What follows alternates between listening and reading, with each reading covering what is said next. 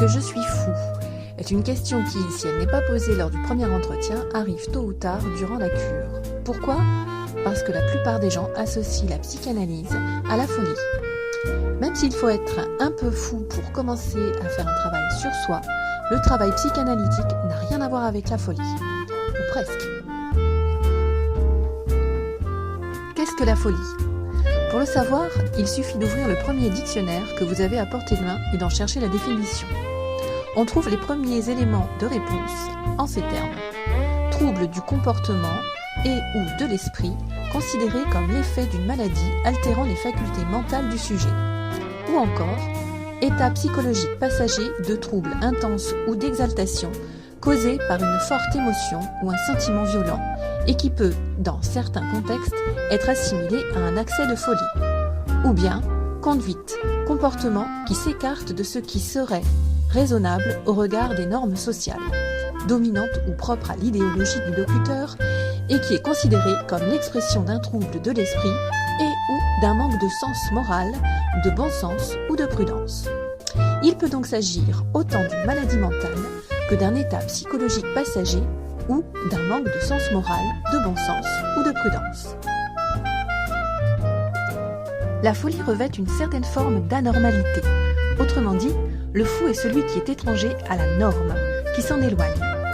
Cette norme est définie par la société, et si un individu ne partage pas les valeurs ou les mœurs de cette société, il peut être considéré comme anormal ou fou.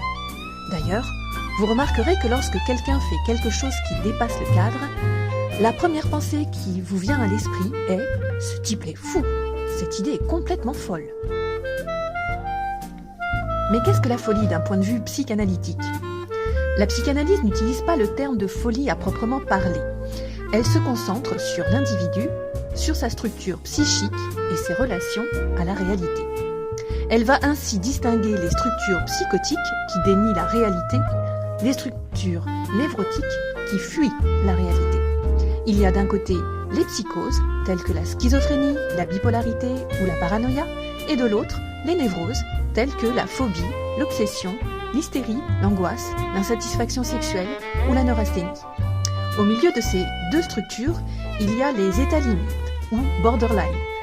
Et un peu à part, il y a l'autisme et la perversion. Il y a une différence fondamentale entre les psychotiques et les névrosés. Différence qui explique notamment pourquoi la psychanalyse ne peut proposer un travail analytique qu'aux névrosés. Tandis que les névrosés ont conscience ou peuvent prendre conscience de leur souffrance psychique et y trouver un remède, les psychotiques, eux, ne peuvent pas avoir conscience de leur souffrance psychique et ne peuvent, par conséquent, s'engager dans une analyse. Est-ce que cela fait de ces derniers, de ces psychotiques, à la structure psychique particulière des fous ? Non.